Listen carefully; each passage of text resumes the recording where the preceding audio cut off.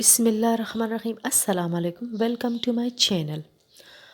ایک حدیث اور ایک مسنون دعا کے ساتھ حاضر ہے 40 احادیث یاد کرنے کی فضیلت۔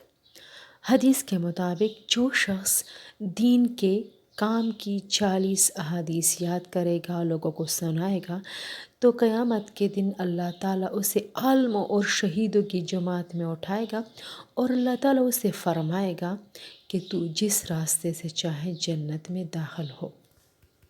حدیث نمبر 17، کل تحلیلۃ صدقۃ۔ کل تحلیلۃ صدقۃ، ہر تحلیل یعنی لا الہ الا اللہ کہنا صدقہ ہے۔